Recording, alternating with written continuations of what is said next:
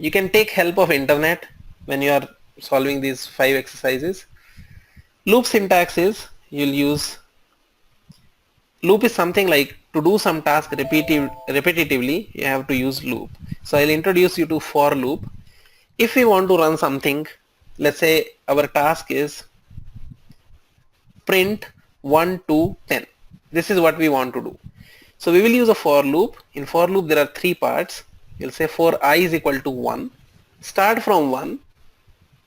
Keep doing it till 10 times I plus plus. I'll explain what these 3 parts mean.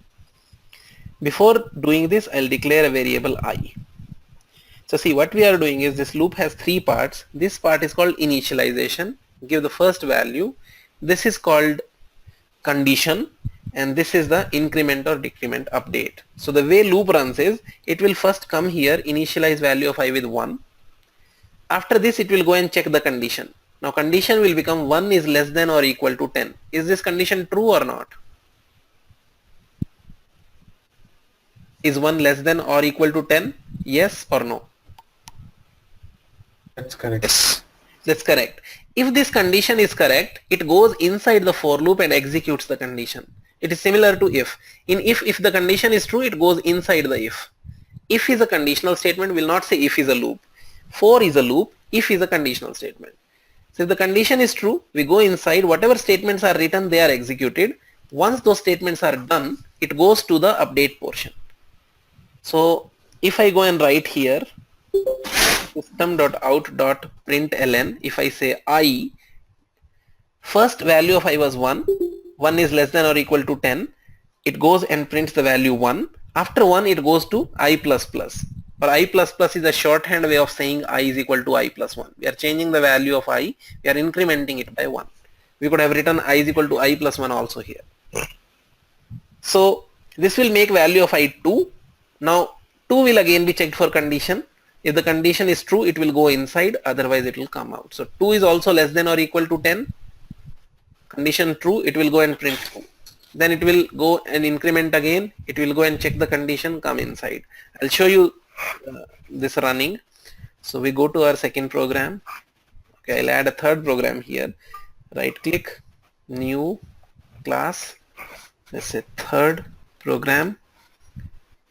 We'll add a main here.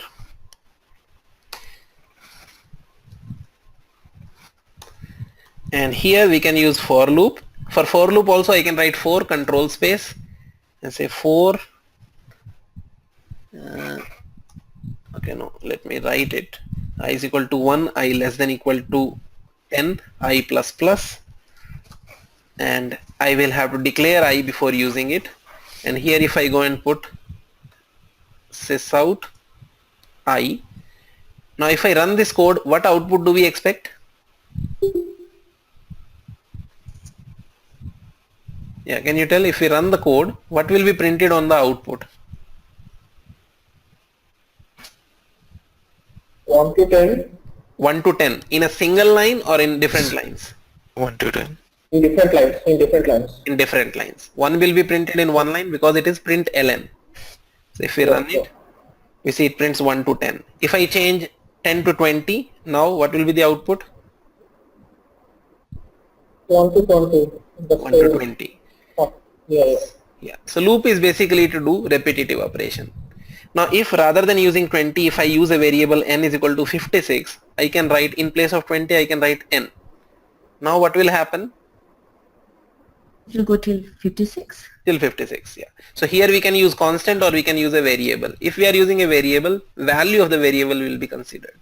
So if we run now, we see it is printing till 56. Right?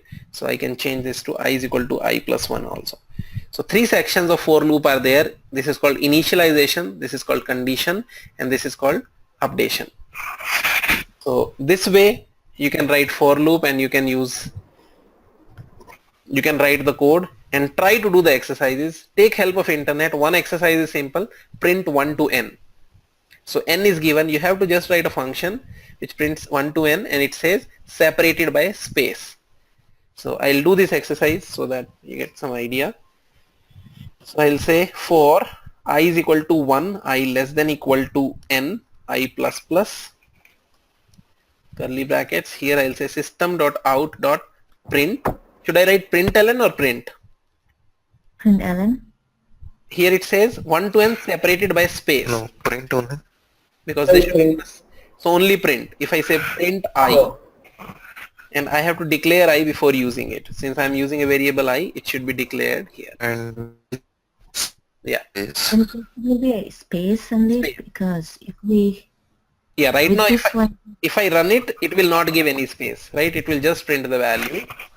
So I'll show you that once. So if I run it now, it will print without any.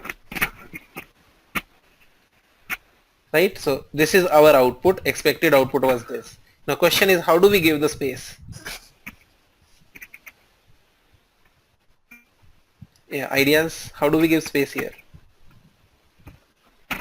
Either the system.out.print. slash n. You can do plus plus. with double quotes. This will give Plus with- space, right? Yeah, this is what you were saying? Yes. Yeah. So we are saying, okay, print I and give a space. Hit enter.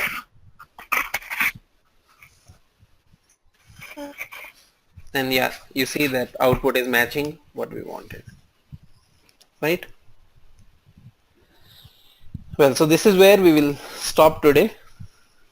Try to do these exercises. They involve loops and I have taught you only for loop. That's it. So before winding up, if we quickly summarize what all we talked about today in today's class. Can somebody tell what all topics we talked about today? Just bullet points, 3-4 bullet points. We started with, Eclipse, right? how to download it, Yeah. and all the views, different Yeah. view, Mm-hmm. working view, or a working space, Mm-hmm. and we learned about class Class. and inbuilt class which we can use from the Eclipse, Mm-hmm. and The concept of one more topic we discussed. We spent a lot of time on that topic. Concept of, Object. okay, object. In object, with object, what do we do? Class. class. Yeah. Class. We can call the function. We can call the function. Yeah, we call the functions on the object, functions or methods. Yeah. So mainly, once we get the object, we have to interact with the object using functions or methods, right? And in the end, we wind it up with the Selenium code. We tried to use Selenium class. There were some setups involved. We have to download the jar files, reference them. We have to download the driver server. And that way we were able to write our first program successfully using Selenium. Right? So this is what we have covered. Loops I introduced very quickly. Try to spend some time in this week. Otherwise next time when we connect, we'll start from loop and we'll get further into further details of Selenium. Fine. Any questions anyone has? Sandeep, this is Venkat. Yeah, Venkat. Yeah, I just want to talk offline regarding. I want to share my screen once to you. Okay. Just it won't take more than 5 minutes. Sure, no issues. We can talk. That's Yeah. fine. Anyone else has any questions? Okay, I guess not. Fine, then we'll meet next week around same time 9:30.